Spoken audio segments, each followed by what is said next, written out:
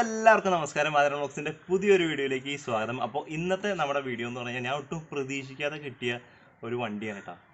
ബജാജിൻ്റെ ഇപ്പോൾ പുതിയ തന്നെ ഇറങ്ങിയ പൾസർ N250 എന്ന് പറഞ്ഞ കിട്ടില്ല വണ്ടിയാണ്. അപ്പോൾ എടുക്കാൻ പോകുന്നവർക്കൊക്കെ വളരെ ഉപകാരപ്പെടുന്ന രീതിയിലുള്ളൊരു വീഡിയോ ആണ് നമ്മളിപ്പോൾ ചെയ്യാൻ പോകുന്നത് കേട്ടോ. അതായത് ഒരുപാട് പേര്, കുറച്ച് പേര് നമ്മൾ അധികം ഒന്നും എനിക്ക് തോന്നുന്നു ഈ ഒരു വണ്ടിയുടെ റിവ്യൂ അധികം ചെയ്തിട്ടില്ല. കുറേ ഹിന്ദിക്കാരൊക്കെ ചെയ്തിട്ടുണ്ടാവും. അപ്പം നമ്മുടെ മലയാളികൾ വളരെ കുറവാണ് ചെയ്തിട്ടുള്ളൂ എന്ന് തോന്നുന്നു. അപ്പോൾ എന്തായാലും ഇനി എടുക്കാൻ പോകുന്നവർക്കൊക്കെ ഇത് കണ്ടു കഴിഞ്ഞാൽ നിങ്ങൾക്ക് എന്താ പറയുക ഉപകാരപ്പെടും. അതുപോലെയാണ് നമ്മൾ ചെയ്തേക്കുന്നത്. നമുക്ക് ഈ വണ്ടി തന്നിട്ടുള്ളത് നമ്മുടെ കണിയാപുരത്തുള്ള, അതായത് ട്രിവാൻഡ്രം കണിയാപുരത്തുള്ള ബജാജിൻ്റെ ഷോറൂമിൽ നിന്നാണ് കേട്ടോ. ഒട്ടും പ്രതീക്ഷിക്കാതെ കിട്ടിയ ഒരു വണ്ടിയാണ് എനിക്ക്.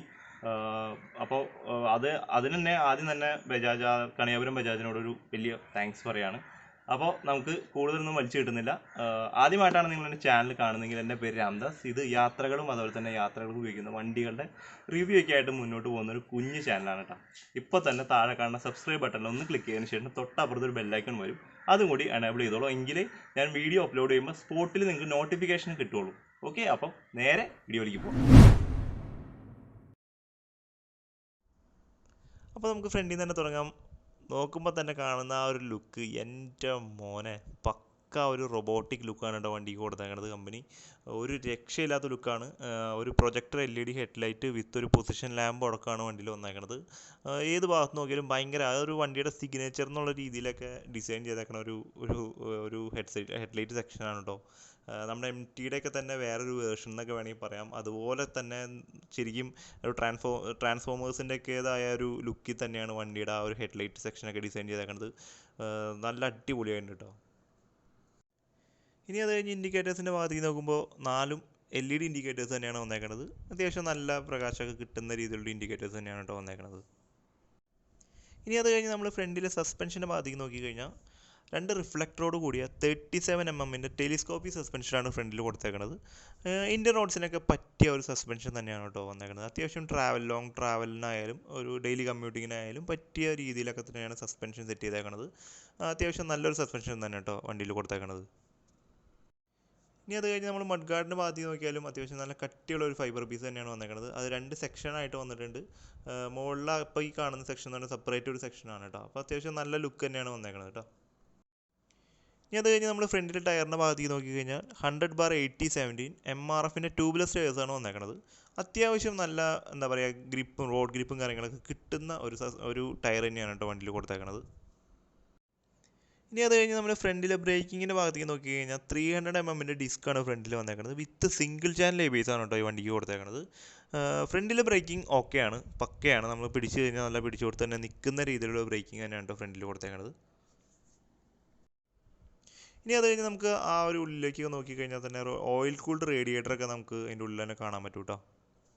പിന്നെ അതുപോലെ തന്നെ അത്യാവശ്യം വലിയ അത്ര കട്ടിയൊന്നുമില്ലാത്ത ഒരു ക്രാഷ് കാർഡും വണ്ടിക്ക് കൊടുത്തിട്ടുണ്ട്. ഇനി അത് കഴിഞ്ഞ് എഞ്ചിൻ്റെ ഭാഗത്തേക്ക് നോക്കി കഴിഞ്ഞാൽ DTSI ട്വിൻ സ്പാർക്ക് എന്നൊക്കെ എഴുതിയ ഇതൊക്കെ നമുക്ക് അവിടെ കാണാൻ പറ്റും. സ്പെക്ക് ഞാൻ ഓടിച്ച് പറയാം. 249.07 cc single cylinder 4 stroke 2 valve SOHC oil cooled fuel injection സിസ്റ്റമാണ് വണ്ടിയിൽ വന്നേക്കുന്നത്. ഇതിൻ്റെ മാക്സിമം പവർ എന്ന് പറയുന്നത് 24.5 PS 8750 RPM മാക്സിമം ടോർക്ക് വരുന്നത് 21.5 Nm 6500 RPM വരുന്നത്. അത്യാവശ്യം ഒരു എന്താ പറയുക ഒരു നല്ല ഒരു പെർഫോമൻസ് തന്നെ കിട്ടുന്ന ഒരു എൻജിൻ തന്നെയാണ് കേട്ടോ വണ്ടിയിൽ കൊടുത്തേക്കുന്നത്. ഫാമിലിക്കൊക്കെ പറ്റിയ ഒരു എൻജിൻ എന്നൊക്കെ നമുക്ക് വിശേഷിപ്പിക്കാം. ഇനി അത് കഴിഞ്ഞ് നമ്മൾ താഴേക്ക് വരുമ്പോൾ ആ ഒരു കൺവെർട്ടറും കാര്യങ്ങളൊക്കെ നമുക്ക് അവിടെ കാണാൻ പറ്റും. അതുപോലെ തന്നെ നല്ലൊരു എന്താ പറയുക ഒരു എൻജിൻ പ്രൊട്ടക്ടർ എന്നൊക്കെ വേണമെങ്കിൽ വിശേഷിപ്പിക്കാവുന്ന ഒരു സംഭവം, ഒരു എൻജിൻ കൗൾ എന്നൊക്കെ പറഞ്ഞ ഒരു സംഭവം നമുക്ക് അവിടെ കാണാൻ പറ്റും.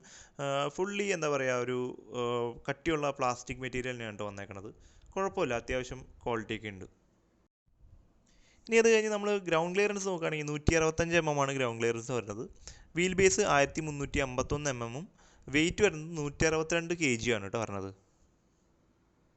ഇനി അത് കഴിഞ്ഞ് റൈഡർ ഫുഡ് റെസ്റ്റിൻ്റെ ഭാഗത്തേക്ക് നോക്കിക്കഴിഞ്ഞാൽ തന്നെ അത്യാവശ്യം നല്ല ക്വാളിറ്റി തന്നെയാണ് വന്നേക്കുന്നത്. റബ്ബറിൻ്റെ ഒരു കോട്ടിംഗ് ഒക്കെ നമുക്ക് അവിടെ കാണാൻ പറ്റും. പക്ഷേ പില്ലിയൻ്റെ ഫുഡ് റെസ്റ്റിലേക്ക് നോക്കുമ്പോൾ ആ ഒരു റബ്ബർ കോട്ടിംഗ് ഒന്നും കാണില്ല. പക്ഷേ എന്നാലും അത്യാവശ്യം നല്ല ക്വാളിറ്റി തന്നെയാണ് കേട്ടോ വന്നേക്കുന്നത്. ഇനി അത് കഴിഞ്ഞ് എക്സോസ്റ്റിൻ്റെ ഭാഗത്തേക്ക് വരുമ്പോൾ ഒരു ഡ്യുവൽ എന്താ പറയുക എക്സോസ്റ്റാണ് വന്നേക്കുന്നത്. അത്യാവശ്യം നല്ല ബേസ് ഉള്ള ഒരു എക്സോസ്റ്റ് തന്നെയുണ്ട്. കാണാനൊക്കെ നല്ല ക്യൂട്ടാണ്, നല്ല കുഞ്ഞൊരു എക്സോസ്റ്റാണ്. എക്സോസ്റ്റ് നോട്ട് സൂപ്പറാണ് കേട്ടോ. അപ്പോൾ നമുക്ക് അതൊന്ന് കേട്ട് നോക്കാം.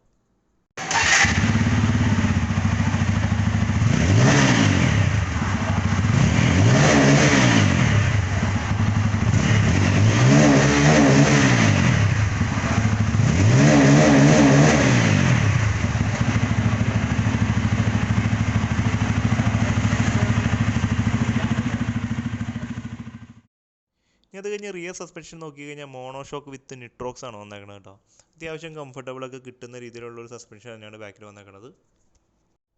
ഇനി അത് കഴിഞ്ഞ് റിയർ ബ്രേക്കിങ്ങിൻ്റെ ഭാഗത്തേക്ക് നോക്കുകയാണെങ്കിൽ 230mm ഡിസ്ക്കാണ് ബാക്കിൽ വന്നേക്കുന്നത്. ബ്രേക്കിംഗ് അത്ര പോരാ, കാരണം ABS ഇല്ല വണ്ടിക്ക്. ഈ ഒരു വണ്ടിയുടെ പവറിൻ്റെ അത് വെച്ച് നോക്കുകയാണെങ്കിൽ റിയർ ABS കൊടുക്കേണ്ടതായിരുന്നു, അത് കമ്പനി കൊടുത്തിട്ടില്ല. അതൊരു വലിയ പോരായ്മയായിട്ട് തന്നെ എനിക്ക് തോന്നിയായിരുന്നു കേട്ടോ. ഇനി അത് കഴിഞ്ഞ് ബാക്കിലേക്ക് നോക്കിക്കഴിഞ്ഞാൽ നല്ല കിഡിലൻ ടയർ ഹഗർ കാണാം കേട്ടോ. നല്ല സൂപ്പർ ഡിസൈനാണ് വന്നേക്കുന്നത്. ഈ ഒരു വണ്ടിക്ക് മാച്ചായ രീതിയിൽ തന്നെയാണ് ടയർ ഹഗറൊക്കെ ഡിസൈൻ ചെയ്തേക്കുന്നത്. സൂപ്പറായിട്ടുണ്ട്. അത്യാവശ്യം നല്ല ക്വാളിറ്റിയും കാര്യങ്ങളൊക്കെ തന്നെ ഉണ്ട് കേട്ടോ. അതുപോലെ തന്നെ അത്യാവശ്യം നല്ല വലിപ്പമുള്ള ഒരു വലിയ സാരി ഗാർഡൊക്കെ നമുക്ക് ആ ഒരു സൈഡിൽ തന്നെ കാണാൻ പറ്റും. സാരി കൊടുത്ത് ഈ ഒരു വണ്ടിയിൽ കയറിയാലും വലിയ പ്രോബ്ലംസ് കാര്യങ്ങളൊന്നും വരാത്ത രീതിയിലുള്ള സാരി ഗാർഡ് തന്നെയാണ് വണ്ടിയിൽ സെറ്റ് ചെയ്തേക്കുന്നത്. ഇനി അത് കഴിഞ്ഞ് നമ്മൾ റിയർ ടയറിൻ്റെ ഭാഗത്ത് നോക്കി കഴിഞ്ഞാൽ 130/70/17 MRFൻ്റെ ട്യൂബ്ലെസ് ടയേഴ്സ് തന്നെയാണ് വണ്ടിയിൽ വന്നേക്കുന്നത്. അത്യാവശ്യം നല്ല റോഡ് ഗ്രിപ്പൊക്കെ കിട്ടുന്ന രീതിയിലുള്ളൊരു ടയർ തന്നെയാണ് വന്നേക്കുന്നത്. പക്ഷേ ഇത് തേഞ്ഞ് തുടങ്ങിക്കഴിഞ്ഞാൽ ABS ഇല്ലാത്തതുകൊണ്ട് എങ്ങനെയായിരിക്കും എന്ന് പറയാൻ പറ്റില്ല. ഇനി അത് കഴിഞ്ഞ് നമ്മൾ ചെയിൻ്റെ ഭാഗത്തേക്ക് നോക്കിക്കഴിഞ്ഞാൽ നമുക്ക് കാണുമ്പോൾ തന്നെ അറിയാം ഫുള്ളി ഓപ്പൺ ചെയിനാണ് പറഞ്ഞത്. ഒരു 400-500 കിലോമീറ്ററിൻ്റെ ഇടയിൽ തന്നെ ചെയിൻ വാഷ് ചെയ്ത് ലൂബ് ചെയ്യാൻ ശ്രമിക്കുക. അതല്ലെങ്കിൽ നല്ലൊരു പണി ഈ ഒരു ഭാഗത്ത് നിന്ന് കിട്ടും കേട്ടോ. ചെയിൻ ലൂസ് ചെയ്തിട്ട് നമ്മൾ വണ്ടി ഓടിക്കുകയാണെങ്കിൽ റൈഡറിന് മാത്രമല്ല പില്ലിയനും തൊട്ടടുത്തോടെ പോകുന്നവന് വരെ ഡിസ്റ്റർബൻസ് ആയിരിക്കും. അത്മാതിരി സൗണ്ടും ഈ കാര്യങ്ങളൊക്കെ ഈ ഒരു ഭാഗത്ത് നിന്ന് വരും. അതുമാത്രമല്ല ചെയിൻ്റെ ലൈഫ് നല്ല രീതിയിൽ തന്നെ കുറയാനൊരു ചാൻസ് ഉണ്ട്. പിന്നെ അതുമാത്രമല്ല വേറെ പണികളും അതിൻ്റെ കൂടെ തന്നെ വരാനുള്ളൊരു ചാൻസ് ഉണ്ട്. അപ്പോൾ അതൊന്നും നിങ്ങൾ നോട്ട് ചെയ്യുക, കറക്റ്റായിട്ട് മെയിൻറ്റെയിൻ ചെയ്ത് കൊണ്ടു നടക്കുക കേട്ടോ. ഇനി അത് കഴിഞ്ഞ് നമ്മൾ ഗിയർ ബോക്സിൻ്റെ ഭാഗത്തേക്ക് വരുമ്പോൾ അത്യാവശ്യം സ്മൂത്ത് ആയിട്ടുള്ള ഗിയർ ബോക്സ് തന്നെയാണ് കേട്ടോ വണ്ടിയിൽ വന്നേക്കുന്നത്. 5 സ്പീഡ് ഗിയർ ബോക്സ് ആണ് ഈ ഒരു വണ്ടിക്ക് കമ്പനി കൊടുത്തേക്കണത്. അത് എന്തുകൊണ്ടാണ് അങ്ങനെ ചെയ്തേക്കണതെന്ന് എനിക്ക് എത്ര ആലോചിച്ചിട്ടും ഒരു പിടുത്തവും കിട്ടുന്നില്ല. അത്യാവശ്യം എന്താ പറയുക, ഗിയർ ബോക്സിൻ്റെ ഭാഗത്ത് നോക്കുമ്പോൾ ഓക്കെ, അത്യാവശ്യം നല്ല സ്മൂത്തൊക്കെ ആയിട്ടുള്ള ഒരു ഗിയർ ബോക്സ് തന്നെയാണ് വണ്ടിയിൽ വന്നേക്കണത്. ഇനി അത് കഴിഞ്ഞ് നമ്മൾ താഴെ നോക്കിയാൽ ഈ ഒരു വണ്ടിക്ക് സൈഡ് സ്റ്റാൻഡും സെൻറ്റർ സ്റ്റാൻഡും കമ്പനി കൊടുത്തിട്ടുണ്ട്. അതൊരു നല്ല കാര്യമാണ്. അത്യാവശ്യം ലോങ് ഒക്കെ പോകുമ്പോൾ നേരെയൊക്കെ വെക്കാനായാലും ലഗേജൊക്കെ വെച്ച് കെട്ടാനായാലും ഈ ഒരു സെൻറ്റർ സ്റ്റാൻഡ് ഉള്ളത് വളരെ നല്ലതാണ്. ഇതൊക്കെ തന്നെയാണ് കേട്ടോ വണ്ടിയുടെ സൈഡിൽ നിന്നൊക്കെ നോക്കുമ്പോൾ ആ ഒരു ലുക്ക് എന്നൊക്കെ പറയുന്നത്. ഇനി അത് കഴിഞ്ഞ് സീറ്റിൻ്റെ ഭാഗത്തേക്ക് വരുമ്പോൾ അത്യാവശ്യം വലിപ്പമുള്ള വീതിയൊക്കെ ഉള്ള ഒരു നല്ല സീറ്റാണ് കേട്ടോ വണ്ടിയിൽ വന്നേക്കുന്നത്. അത്യാവശ്യം കുഷ്യനൊക്കെ ആയ ഒരു സീറ്റ് തന്നെയാണ് വന്നേക്കുന്നത്. റൈഡറിൻ്റെ പോലെ തന്നെ പില്ലിയനും അത്യാവശ്യം നല്ല കംഫർട്ട് കിട്ടുന്ന രീതിയിലുള്ള സീറ്റ് തന്നെയാണ് കേട്ടോ വന്നേക്കുന്നത്. സുഖമായിട്ട് ഇരുന്ന് ഒരു ലോങ് ഒക്കെ റൈഡ് പോയാലും യാതൊരുവിധ ക്ഷീണമോ കാര്യങ്ങളൊന്നും വരില്ല. അതുപോലെ തന്നെ നല്ലൊരു ഗ്രാബ് റെയിൽ വണ്ടിയിൽ വന്നിട്ടുണ്ട്. അത്യാവശ്യം പില്ലിയനൊക്കെ പിടിച്ചിരിക്കാൻ പറ്റിയൊരു ഗ്രാബ് റെയിൽ തന്നെയാണ് കേട്ടോ വണ്ടിയിൽ വന്നേക്കുന്നത്. നല്ല പൊസിഷനും കാര്യങ്ങളൊക്കെയാണ് വന്നേക്കുന്നത്. അത്യാവശ്യം നല്ല ലുക്കാണ് കേട്ടോ കാണാനൊക്കെ. ബാക്കിൽ ആ സെക്ഷനൊക്കെ കാണാനായിട്ട് സൂപ്പറാണ് കേട്ടോ.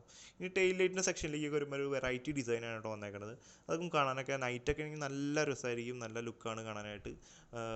ആ ഒരു ടെയിൽ സെക്ഷനും കാര്യങ്ങളൊക്കെ നീണ്ടു നിൽക്കുന്ന ആ ഒരു ഇതൊക്കെ കാണാനൊക്കെ നല്ല ഭംഗിയാണ് കേട്ടോ. അത് വണ്ടി ശരിക്കും നമുക്ക് ഈ വീഡിയോയിൽ കാണുന്ന പോലെയല്ല, വണ്ടി നേരിട്ട് കാണാൻ നല്ല ലുക്കാണ്. ആ ഒരു ഭാഗമൊക്കെ എനിക്ക് ഭയങ്കരമായിട്ട് ഇഷ്ടപ്പെട്ടു. ഇനി അത് കഴിഞ്ഞ് നമ്മൾ ടാങ്കിൻ്റെ ഭാഗത്തേക്ക് വരുമ്പോൾ അത്യാവശ്യം നല്ല ഷാർപ്പ് ഡിസൈനോടുകൂടിയുള്ള ഒരു ടാങ്ക് തന്നെയാണ് കേട്ടോ വന്നേക്കുന്നത്.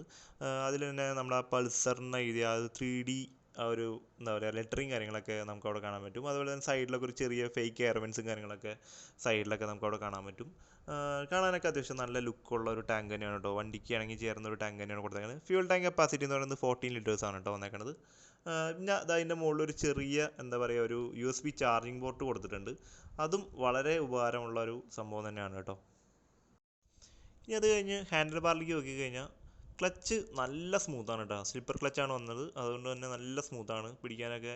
സിറ്റിയിലായാലും ഹൈവേയിലായാലും യാതൊരുവിധ പ്രോബ്ലംസും കാര്യങ്ങളും വരില്ല. ഇവിടെ പാസ് അതുപോലെ തന്നെ ഡിമ്മ് ബ്രൈറ്റ് വരുന്നുണ്ട്. തൊട്ട് താഴെ ഇൻഡിക്കേറ്റർ സ്വിച്ചാണ് വരുന്നത്, അതിൻ്റെ താഴെ ഹോൺ. ഇനി അത് കഴിഞ്ഞ് ഇപ്പുറത്തെ ഭാഗത്തേക്ക് വരുമ്പോൾ എൻജിൻ കിൽ സ്വിച്ചും അതുപോലെ തന്നെ നമ്മുടെ സെൽഫിൻ്റെ ആ ഒരു ബട്ടണും മാത്രമാണ് വന്നിട്ടുള്ളത്. ആക്സിലേറ്ററൊക്കെ ആണെങ്കിൽ നല്ല സ്മൂത്താണ് കേട്ടോ. നല്ല വിസിബിലിറ്റി കിട്ടുന്ന അത്യാവശ്യം നല്ല വൈഡായിട്ടുള്ളൊരു മിററും നമുക്ക് ഈ ഒരു വണ്ടിയിൽ തന്നെ കാണാം കേട്ടോ. ഇനി ഇതാ ഈ ഒരു വണ്ടിയുടെ കീയുടെ ഡിസൈൻ എന്ന് പറയുന്നത് ഇതാ ഇങ്ങനെയൊക്കെ തന്നെ ഉണ്ടാവും. വളരെ പ്രീമിയം കീ ആണ് വന്നേക്കുന്നത്. അത്യാവശ്യം നല്ല ലുക്കൊക്കെ ഉണ്ട് കാണാനായിട്ട്. ഹാൻഡിൽ ബാറിൻ്റെ തൊട്ട് മുകളിലാണ് നമ്മൾ കീ ഇടുന്നത് കേട്ടോ.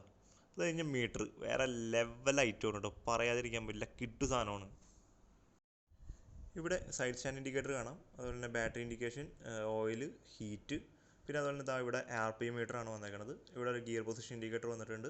അതുപോലെ തന്നെ ഇവിടെ സ്പീഡ് കാണിക്കും, ഇവിടെ ടൈം കാണിക്കും, ഇവിടെ ട്രിപ്പ് 1, 2, പിന്നെ തൊട്ടപ്പുറത്ത് നമ്മുടെ ഫ്യൂൽ ഗേജ് ആണ് കാണിക്കുന്നത്. മുകളിൽ ABSൻ്റെ ലൈറ്റ്, അതുപോലെ തന്നെ ന്യൂട്രൽ, RPM കട്ട് ഓഫ് ആവുന്ന ആ ഒരു ലൈറ്റ് കാര്യങ്ങളൊക്കെ കാണാം. ഇവിടെ താഴെയാണ് ഇതിൻ്റെ സെറ്റിങ്സ്, അതായത് മോഡ് ബട്ടൺ കാര്യങ്ങളൊക്കെ വന്നതാണ്. തൊട്ടപ്പുറത്ത് ഓപ്പോസിറ്റ് സൈഡിൽ അവിടെ സെറ്റിംഗ് റീസെറ്റ് കാര്യങ്ങളൊക്കെ വന്നിട്ടുണ്ട് കേട്ടോ. മീറ്റർ കാണാൻ നല്ല ലുക്കാണ്.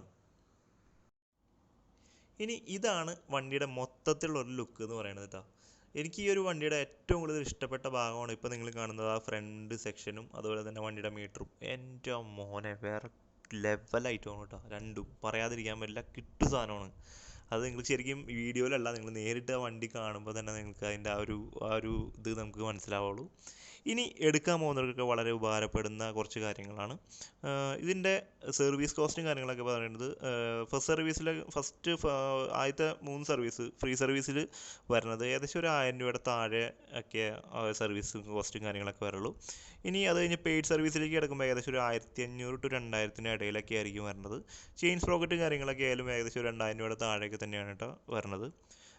പിന്നെ എന്ന് പറഞ്ഞു കഴിഞ്ഞാൽ ഇനി അത് കഴിഞ്ഞ് നമ്മൾ വണ്ടിയുടെ പ്രൈസ് നോക്കുകയാണെങ്കിൽ നമുക്ക് ഇപ്പോൾ കൊച്ചിയിൽ വരുന്ന റേറ്റ് അല്ല ആലപ്പുഴയിൽ വരുന്ന റേറ്റ് അല്ല ട്രിവാൻഡ്രത്ത്. അതുകൊണ്ട് ഞാൻ എക്സ്-ഷോറൂം പ്രൈസ് പറയാം. 1,40,200 രൂപയോളമാണ് വണ്ടിയുടെ എക്സ്-ഷോറൂം പ്രൈസ് വരുന്നത്. ഓൺ റോഡ് വരുമ്പോൾ ഏകദേശം ഒരു ട്രിവാൻഡ്രത്തെ റേറ്റ് നോക്കുകയാണെങ്കിൽ ഏകദേശം ഒരു 1,70,000-72,000 ആ ഒരു റേഞ്ചിൻ്റെ അടുത്ത് വരാനുള്ളൊരു ചാൻസ് ഉണ്ട് കേട്ടോ. ഇത്രയൊക്കെ തന്നെയാണ് വണ്ടിയുടെ എടുക്കാൻ പോകുന്നവർക്കൊക്കെ ഉള്ള ഒരു കുറച്ച് കാര്യങ്ങൾ എന്ന് പറയുന്നത്. വണ്ടി ഓടിക്കാനൊക്കെ നല്ല സുഖമാണ് കേട്ടോ, അടിപൊളി വണ്ടിയാണ്, നല്ല കാണാനൊക്കെ നല്ല ലുക്കാണ് കേട്ടോ. അത് എന്താ പറയുക, നമുക്കത് ഈ ഒരു വീഡിയോയിൽ നിങ്ങൾക്ക് എത്രത്തോളം എന്താ പറയുക നമുക്കത് ഫീൽ ചെയ്യാൻ പറ്റുന്നുണ്ട് എന്നുള്ളത് എനിക്കറിയില്ല. പക്ഷേ നിങ്ങൾ വണ്ടി നേരിട്ട് കണ്ടാൽ തന്നെ നിങ്ങൾ കുറച്ച് നേരം വണ്ടിയിലേക്ക് നോക്കി നിന്ന് പോകും. അതിന് അത്രയും ഡിസൈൻ വൈസ് നല്ല അടിപൊളി ലുക്കാണ് കേട്ടോ. അപ്പോൾ വണ്ടി നിങ്ങൾ കണ്ടല്ലോ, സൂപ്പർ വണ്ടിയാണ് കേട്ടോ, കാണാനൊക്കെ നല്ല സൂപ്പർ ലുക്കാണ്. എനിക്ക് ആ ഫ്രണ്ട് ഭാഗമാണ് എനിക്ക് ഏറ്റവും ഇഷ്ടമായി കേട്ടോ. ശരിക്കും പക്ക ഒരു റൊബോട്ടിക് ലുക്കാണ് വണ്ടിക്ക് വന്നത്. 250cc സെഗ്മെൻറ്റ് എന്ന് പറയുന്നത് എല്ലാത്തിനും, അതായത് ഒന്ന് നിങ്ങൾക്ക് ലോങ് പോകണമെങ്കിൽ ലോങ്, കമ്മ്യൂട്ടിനാണെങ്കിൽ കമ്മ്യൂട്ട്, അങ്ങനെ എല്ലാത്തിനും കൂടി പറ്റിയ ഒരു കിട്ടിയ ഒരു സെഗ്മെൻറ്റാണ് 250cc എന്ന് പറയുന്നത്. അതിൽ തന്നെ ഏറ്റവും മൈലേജൊക്കെ ഉള്ള ഇപ്പോൾ, അതായത് എനിക്ക് ഏറ്റവും ഇഷ്ടമുള്ളൊരു വണ്ടിയായിരുന്നു CBR 250. അതിപ്പോൾ നിർത്തി, അവർ ഇനിയിപ്പോൾ പുതിയത് വരക്കോ എന്നുള്ള കാര്യമൊന്നും അറിയില്ല. അത് കഴിഞ്ഞാൽ പിന്നെ അറിയാലോ ഡ്യൂക്ക് 250, ഡോമിന 250, അത് കഴിഞ്ഞിട്ട് ഇപ്പോൾ ഇറങ്ങിയ വണ്ടിയാണ് ഈ നമ്മുടെ N250 എന്ന് പറയുന്നത്. പക്ഷേ അതിനേക്കാളൊക്കെ ഇത്തിരി കൂടി റിഫൈൻഡ് ആണോ വെച്ചാൽ അതെ, ഇത്തിരി കൂടി റിഫൈൻഡ് ആണ്, മൈലേജും കൂടുതലാണ്. എല്ലാവർക്കും സാധാരണക്കാർക്കൊക്കെ പറ്റിയ ഒരു സൂപ്പർ വണ്ടിയാണ് കേട്ടോ. പിന്നെയെന്ന് പറഞ്ഞു കഴിഞ്ഞാൽ അടുത്ത് എനിക്ക് പറയാനുള്ളത് വണ്ടിയുടെ ആ ഒരു റൈഡിങ് എക്സ്പീരിയൻസിനെ കുറിച്ചാണ്. വണ്ടി നല്ല സ്മൂത്താണ് കേട്ടോ, പറയാതിരിക്കാൻ പറ്റില്ല. കാരണം വണ്ടി ഇപ്പോൾ BS6 ഒക്കെ ആയതോട് കൂടി അത്യാവശ്യം നല്ല റിഫൈൻഡ് ആയിട്ടുണ്ട് എൻജിൻ. നല്ല അത് കൈ കൊടുത്താലൊക്കെ അത്യാവശ്യം കയറി പോകുന്ന ഒരു ബോറടിക്കാത്ത ഒരു എന്താ പറയുക ഒരു പെർഫോമൻസും കാര്യങ്ങളൊക്കെ ഈ ഒരു വണ്ടിയുടെ എൻജിൻ്റെ ഭാഗത്തുനിന്നൊക്കെ നമുക്ക് കിട്ടും. നല്ല എന്താ പറയുക, നമുക്ക് ഓടിക്കുമ്പോൾ തന്നെ ആ ഒരു ഫീല് കിട്ടും, അത്യാവശ്യം പവറുള്ള വണ്ടിയാണ് എന്ന് ഉള്ള ഒരു ചെറിയൊരു ഫീലൊക്കെ നമുക്ക് കിട്ടും. എന്നാലും കമ്പാരിറ്റീവ്ലി ഡ്യൂക്ക് 250 വെച്ച് കമ്പയർ ചെയ്യാനേ പറ്റില്ല, കാരണം അതിനൊക്കെ പവർ കുറവുള്ള ഒരു വണ്ടിയാണ്. പക്ഷേ മൈലേജ് അത്യാവശ്യം നല്ല രീതിയിൽ കൂടുതലാണ്. അറൗണ്ട് ഒരു 40-ൻ്റെ അടുത്ത് തന്നെ മൈലേജ് വരുന്നുണ്ട്. അപ്പോൾ എനിക്ക് തോന്നിയ കുറച്ച് പോരായ്മകൾ ഞാൻ അന്നേരം പറയാം. 250cc വണ്ടിയിൽ സിംഗിൾ ചാനൽ ABS കൊടുക്കുന്നത് എനിക്കറിയില്ല. പിന്നെ ഒന്നാമത്തെ ആ വണ്ടിയുടെ ബാക്ക് ടയറിന് അധികം അത്ര ഭയങ്കര വണ്ണമുള്ള ടയറൊന്നുമല്ല. ആദ്യത്തെ കുറച്ച് നാളൊന്നും വലിയ കുഴപ്പമൊന്നുമില്ലാണ്ട് നമുക്ക് കിട്ടും, കാരണം അത്യാവശ്യം നല്ല ബ്രേക്കിംഗ് പിടിച്ചു കഴിഞ്ഞാൽ ഫ്രണ്ട് ABS ആയതുകൊണ്ട് തന്നെ ബാക്കൊക്കെ അത്യാവശ്യം പിടിച്ചാലും നിന്നോളും. ടയർ തേയുന്നതനുസരിച്ച് പിന്നെ വണ്ടി ഒരുമാതിരി പാമ്പ് പോകണമല്ലോ പോകാൻ തുടങ്ങും. ബാക്ക് പിടിച്ചു കഴിഞ്ഞാൽ അത് നിൽക്കില്ല, ബാക്ക് വീല് ലോക്കാവും, തെന്നി അങ്ങ് പോകും. അപ്പോൾ അങ്ങനെ ഒരു പ്രശ്നമുണ്ട്. ബാക്ക് പിന്നെ വലിയാനുള്ളൊരു ചാൻസ്, അത് സൈഡിലേക്കൊക്കെ തെന്നി നീങ്ങാനുള്ളൊരു ചാൻസ് ഉണ്ട്. അത് കാരണം ആ വണ്ടിയുടെ പവറും അതുപോലെയാണ്. എന്തുകൊണ്ടാണ് അവർ അങ്ങനെ ഒരു സേഫ്റ്റിയുടെ കാര്യത്തിൽ പോരാ, കാരണം അത് ഡ്യുവൽ ചാനലൊക്കെ കൊടുത്തായിരുന്നെങ്കിൽ നന്നായിരുന്നേനെ. പിന്നെ തോന്നിയ മറ്റൊരു കാര്യം എന്ന് പറഞ്ഞു കഴിഞ്ഞാൽ വണ്ടി 5 സ്പീഡ് ഗിയർ ബോക്സേ ഉള്ളൂ. ഒരു 250cc സെഗ്മെൻറ്റിൽ 5 സ്പീഡ് ഗിയർ ബോക്സ് അത്ര എനിക്കത് അത്ര ഇതായിട്ട് തോന്നിയില്ല, നല്ലൊരു ഇതായിട്ട് തോന്നിയില്ല. 6 സ്പീഡ് ആയിരുന്നു ഇത്തിരി കൂടി ബെറ്റർ എന്ന് തോന്നി. പിന്നെ മൂന്നാമത്തെ കാര്യം എന്ന് പറഞ്ഞു കഴിഞ്ഞാൽ റേഡിയേറ്റർ, അത് എന്താ പറയുക, നമ്മുടെ ലിക്വിഡ് കൂൾഡ് അല്ല, ഓയിൽ കൂൾഡ് എഞ്ചിനാണ് വരുന്നത്. ഓയിൽ കൂൾഡ് ഓക്കെ കുഴപ്പമില്ല, പക്ഷേ ഇതായിരുന്നെങ്കിൽ ലിക്വിഡ് കൂൾഡ് ആയിരുന്നെങ്കിൽ ഇത്തിരി കൂടി നന്നായിരുന്നേനെന്ന് തോന്നി. പിന്നെ തോന്നിയ കാര്യം നമ്മുടെ ഡോമിന 250 ഉണ്ട്, അതുപോലെ തന്നെ ഡ്യൂക്ക് നമ്മുടെ NS RS ഇതിനൊക്കെ നല്ല രീതിയിൽ അടി കിട്ടും. കാരണം വെച്ച് കഴിഞ്ഞാൽ നല്ല രീതിയിൽ ഇതിൻ്റെ സെയിലിന് ബാധിക്കാനുള്ള ഒരു ചാൻസ് ഉണ്ട് ഈ ഒരു ഫീച്ചേഴ്സൊക്കെ ഇതിൽ വന്നായിരുന്നെങ്കിൽ. എനിക്ക് അങ്ങനെ തോന്നിയിട്ടോ. അത് എൻ്റെ ഒരു ഇത് മാത്രമാണ്, പുറത്തുനിന്നുള്ള ഒരു ഇതൊന്നുമല്ല. അപ്പോൾ അതുകൊണ്ടായിരിക്കും എനിക്ക് തോന്നുന്നു വണ്ടി ഇതുപോലെ ഇറക്കിയത്. പിന്നെ ആ ഫ്രണ്ടിലെ ഫോക്ക് അപ്സൈഡ് ഡൗൺ ആയിരുന്നെങ്കിൽ വേറെ മിന്നിച്ചാന വണ്ടി, സംഭവം വേറെ ലെവലായനെ. പിന്നെ എനിക്ക് പറയാനുള്ള ഒരു പ്രധാന കാര്യം എന്ന് പറഞ്ഞാൽ ബജാജിൻ്റെ വണ്ടിയാണ്. നല്ലപോലെ മെയിൻ്റെനൻസ് നോക്കണം, പ്രത്യേകിച്ച് ചെയിൻ നല്ലപോലെ മെയിൻറ്റെയിൻ ചെയ്തില്ല എങ്കിൽ നമ്മുടെ ഈ അമ്പരുന്നാളിലൊക്കെ ബാൻഡത്തിട്ട് ഓടണുണ്ടല്ലേ, അതാണ് അതുപോലെയൊക്കെ ആയിരിക്കും സൗണ്ട് വരുന്നത് അതിൻ്റെ ഉള്ളിൽ നിന്ന്. ഏതിൻ്റെയൊക്കെ ഇൻസ്ട്രുമെൻ്റ് സൗണ്ടൊക്കെ വരും എന്നുള്ളത് യാതൊരു പിടിപാടുണ്ടാവില്ല, അമ്മാതിരി സൗണ്ടായിരിക്കും. അപ്പോൾ അതൊന്നും നിങ്ങൾ നോട്ട് ചെയ്യാട്ടാ. ഇത് ബജാജിനെ താത്തി കെട്ടി പറയണതല്ല, കാരണം NS ഒക്കെ നമ്മൾ ഒട്ടും കെയർ ചെയ്യാത്ത വണ്ടികളൊക്കെ പോകുന്നത് നമ്മൾ കണ്ടിട്ടുള്ളതാണ്. കാരണം ഭയങ്കര സൗണ്ടും അങ്ങനെയുള്ള കുറേ പ്രശ്നങ്ങൾ വരാനുള്ള ഒരു ചാൻസ് ഉണ്ട്. അപ്പോൾ അത് മാത്രം നിങ്ങളൊന്ന് നോക്കിയാൽ മതി. സർവീസ് കോസ്റ്റ് കാര്യങ്ങളൊക്കെ കമ്പാരിറ്റീവ്ലി കുറവായിരിക്കും. പിന്നെ എന്ന് പറഞ്ഞു കഴിഞ്ഞാൽ മൈലേജും എല്ലാം കൊണ്ടും ഓക്കെ ആയ ഒരു വണ്ടിയാണ്. നമുക്ക് ഇപ്പോൾ ഫാമിലിക്ക് ആയിട്ടുള്ള ഒരു വ്യക്തിക്കൊക്കെ ആണെങ്കിൽ ഈസി ആയിട്ട് പോയി എടുക്കാൻ പറ്റുക. അതങ്ങനെ നമ്മളങ്ങനെ വലിച്ചുകൊണ്ട് പോകുന്ന ഒരു പവറോ കാര്യങ്ങളോ അങ്ങനെയൊന്നും ഉണ്ടാവില്ല. പക്ഷെ ഇല്ല എന്നല്ല, 250cc ആണ്, പവർ ഉണ്ട്. പക്ഷെ എന്നാലും നമുക്ക് ഈസി ആയിട്ട് കൊണ്ടു നടക്കാൻ പറ്റിയ ടൈപ്പുള്ള ഒരു വണ്ടിയാണ് കേട്ടോ. അപ്പോൾ നമുക്ക് ഈ ഒരു വണ്ടി റിവ്യൂവിനായിട്ട് തന്നത് നമ്മുടെ കണിയാപുരത്തെ ബജാജാണ്. അവരുടെ കോൺടാക്ട് നമ്പറും കാര്യങ്ങളൊക്കെ താഴെ ഡിസ്ക്രിപ്ഷൻ ബോക്സിൽ കൊടുത്തിട്ടുണ്ടാവും, ഇവിടെയും താഴെ കൊടുത്തിട്ടുണ്ടാവും കേട്ടോ. അപ്പോൾ നിങ്ങൾക്ക് ടെസ്റ്റ് ഡ്രൈവിനായാലും വണ്ടി ബുക്കിങ്ങിനൊക്കെ ആയാലും ഈ ഒരു നമ്പറിൽ വിളിച്ചു കഴിഞ്ഞാൽ നിങ്ങൾക്ക് ആ ഒരു സർവീസും നമ്മുടെ ബുക്കിംഗ് കാര്യങ്ങളൊക്കെ അതിനെക്കുള്ള കൂടുതൽ ഡീറ്റെയിൽസൊക്കെ നമുക്ക് അറിയാൻ പറ്റുന്നു. ഇത്രയൊക്കെയുള്ള വീഡിയോ നിങ്ങൾക്ക് എല്ലാവർക്കും ഇഷ്ടമായി എന്ന് വിശ്വസിക്കുകയാണ്. നിങ്ങളെല്ലാവരും സപ്പോർട്ട് വളരെ അത്യാവശ്യമാണ് കേട്ടോ. ഇപ്പോൾ തന്നെ ഒന്ന് സബ് ചെയ്തോളൂ. അതുപോലെ തന്നെ ബെല്ലൈക്കണൊക്കെ അനേബിൾ ചെയ്യുക, മാക്സിമം ഒന്ന് ഷെയർ ചെയ്ത് കൊടുക്കുക നിങ്ങളുടെ ഫ്രണ്ട്സിനും ഫാമിലിക്കൊക്കെ. അപ്പോൾ അടുത്ത ഒരു യാത്രാ വിശേഷങ്ങളോ വണ്ടിയുടെ റിവ്യൂ ആയിട്ട് നമുക്ക് വീണ്ടും കാണാം. തൽക്കാലം ഇവിടെ പറയുന്നു സൈനിങ് ഓഫ് രാംദാസ്.